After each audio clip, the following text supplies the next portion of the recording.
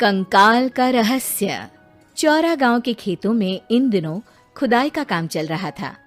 असल में इसी गांव से होकर एक अच्छी सड़क गुजरनी थी, इसलिए यहाँ खुदाई शुरू की गई थी। अचानक एक दिन खुदाई करने वाली मशीन से कुछ टकराता है। बाद में जब खोजबीन की जाती है तो वहां से 2 कंकाल मिलते हैं। पुलिस गांव के लोगों से पूछताछ शुरू करती है। आप लोगों को क्या लगता है ये किसके कंकाल हो सकते हैं? अरे साहब, हमें क्या पता ये किसके कंकाल है, आप ही लोग पता लगाइए। हम लोग तो बहुत ज्यादा डरे हुए हैं। हाँ, हमारी फॉरेंसिक टीम अभी आ रही है। ये बताओ कि इस गांव के रहने वाला कोई जोड़ा गायब तो नहीं ना? क्योंकि शुरुआती जांच में तो ये बात सामने आ रही है कि एक कंकाल किसी पुरुष का है तो एक किसी महिला का। साहब, हमें तो बहुत डर लग रहा है। ऐसे कंकाल मिलने का मतलब गांव के आसपास ही किसी की हत्या हुई है या फिर किसी को जलाकर मार डाला गया है।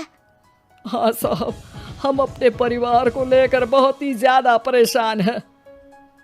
देखिए, आप लोगों की परेशानी हम समझ सकते हैं, लेकिन आप लोगों को पुलिस का सहयोग करना होगा, क्योंकि आपके सहयोग के बगैर हम ये पता नहीं लगा सकते हैं कि आखिर ये किसके कंकाल है और इनकी हत्या किसने की। ठीक है साहब, गांव के लोग आपका पूरा सहयोग करेंगे। हाँ साहब, पूरा सहयोग करेंगे। तो फिर ठीक है, हम अपनी जांच शुरू कर देते हैं। कुछ दिन बाद जांच रिपोर्ट आ जाती है। पता चलता है कि ये कंकाल करीब 20 साल पुराने हैं, यानी 20 साल पहले किसी जोड़े की हत्या कर शव को यहाँ पर दबा दिया गया था। इंस्पेक्टर राघव, ये बताओ कि 20 साल पहले की मर्डर मिस्ट्री क्या आप सुलझ सकती है? हाँ सर, क्यों नहीं, लेकिन अब सबूत और गवाह काफी मिट गए होंगे। मुश्किल तो होगी, लेकिन शायद किसी परिवार को इंसाफ मिल सके। इंस्पेक्टर राघव, आप बिल्कुल सही कह रहे हैं। किसी परिवार को तो इंसाफ मिलेगा ही और किसी को उसके किए की सजा भी मिलेगी। जी सर, मैंने तो जांच शुरू भी कर दी है। 20 साल पहले इस गांव के 2 जोड़े अचानक कहीं गायब हो गए थे। मैंने दोनों ही परिवारों के बाकी के सदस्यों से बातचीत शुरू की तो उन्होंने बताया कि उनके बच्चे शहर गए थे, लेकिन आज तक वापस नहीं लौटे हैं। लेकिन ये दोनों शव किस परिवार के सदस्यों के हैं, ये कैसे पता चल सकेगा? सर, मैंने डीएनए टेस्ट करवा लिया है। आज शाम तक इसकी रिपोर्ट भी आ जाएगी। अच्छा, ठीक है। उसी शाम को सर, डीएनए रिपोर्ट के मुताबिक ये दोनों ही लाशें चौरा गांव के रहने वाले प्रधान सुल्तान सिंह के बेटे और बहू की है। लेकिन इनकी हत्याएं किसने की है, ये कैसे पता लगेगा? इसी का तो पता लगाने की कोशिश में जुटा हूँ सर। आज सुल्तान सिंह से मिलने भी जा रहा हूँ।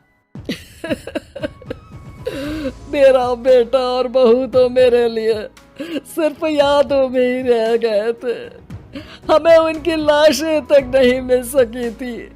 आज 20 साल बाद उनके कंकाल मिले हैं। मैं अब किसके लिए जीऊं?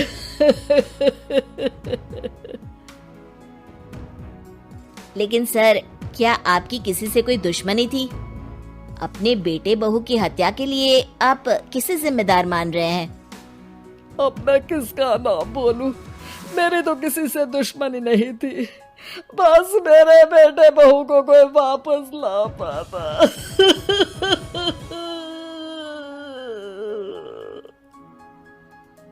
इसके बाद सुल्तान सिंह फूट फूट कर रोना शुरू कर देते हैं।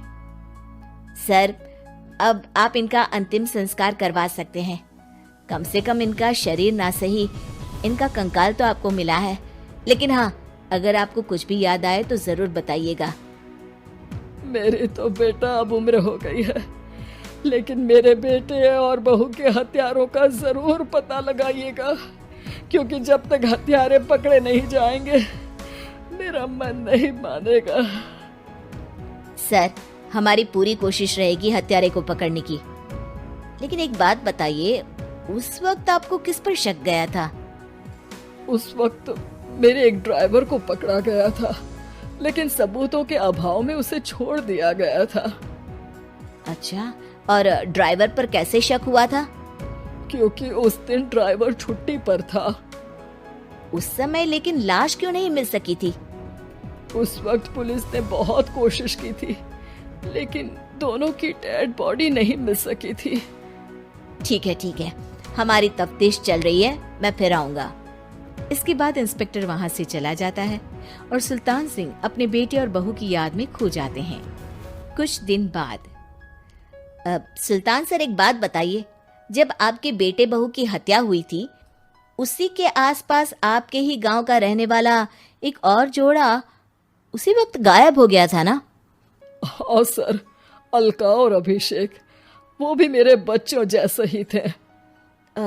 तो फिर वो कहाँ है?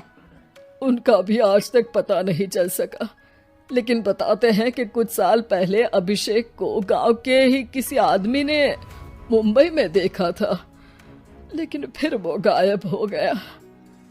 यानी अभिषेक और अलका की हत्या नहीं हुई थी, बल्कि उन्होंने किसी वजह से खुद ही गांव छोड़ दिया था। हाँ, हो सकता है, क्योंकि अभिषेक मेरे बेटे संतोष का अच्छा दोस्त था और उसका मेरे घर भी आना जाना लगा रहता था। हो सकता है कि उसने मेरे बेटे और बहू के बारे में सुन लिया हो और ये गांव छोड़ दिया हो सकता है। उनके परिवार का कोई अब नहीं रहता क्या इस गांव में? अब तो कोई नहीं रहता। एक चाचा थे, लेकिन उन्होंने भी अपना पुश्तैनी मकान बेच दिया है। वो भी अब कहीं शहर में ही बस गए हैं। ओह, अभिषेक और अलका के बारे में भी पता लगाना होगा। हो सकता है कि वही इस हत्या के बारे में कुछ बता सके। हो तो सकता है, लेकिन वो बेचारे तो खुद ही वक्त के मारे थे, वो क्या बताएंगे। फिर भी सर, जब केस दोबारा खुला है तो जांच तो करनी ही पड़ेगी, और इस बार तो लाशें भी बरामद हुई है। कुछ दिन तक लगातार तफ्तीश चलती रही। एक दिन थाने से सुल्तान सिंह को फोन आता है। हाँ, कौन बोल रहा है? सर, मैं कांस्टेबल तुलाराम बोल रहा हूँ थाने से। आपको थाने आना पड़ेगा। थाने? लेकिन क्यों? सर, किसी की पहचान करवानी है। अच्छा ठीक है, मैं दोपहर तक पहुंचता हूँ। सुल्तान सिंह दोपहर में थाने पहुंचता है। कई पुलिस के अधिकारी वहां मौजूद रहते हैं। सर, आपके बेटे की हत्या का रहस्य आज शायद सुलझ जाए। अच्छा इंस्पेक्टर राघव, पर वो कैसे? सर, उस आदमी को देखिए, क्या वही अभिषेक है? सुल्तान सिंह की आंखों में हैरानी से आंसू आ जाते हैं। हाँ सर, यही अभिषेक है। ये आपको कहाँ से मिला? सिर्फ अभिषेक ही नहीं, बल्कि इसकी पत्नी अलका भी इसके साथ है। मैडम, जरा अभिषेक की पत्नी को लाइए। जैसे ही अलका को पेश किया जाता है, सुल्तान सिंह जमीन पर गिर जाते हैं। सुल्तान सर, क्या हुआ आपको? आप अलका को देखकर गिर क्यों गए? सुल्तान सिंह सर पकड़कर बैठ जाते हैं। ये अलका नहीं, बल्कि ये तो मेरी बहू रितु है। पूरा थाना एक दूसरे का मुंह देखने लगता है। क्या? इसके बाद हर किसी को दो कंकाल और हत्या का रहस्य समझ में आ गया। अभिषेक और रितु ने मिलकर संतोष और अलका की हत्या की थी और लाश को जमीन के नीचे दबा दिया था। आज 20 साल बाद इस हत्या का रहस्य खुल सका था कि अवैध प्रेम संबंध में दो मासूमों की जान गई थी।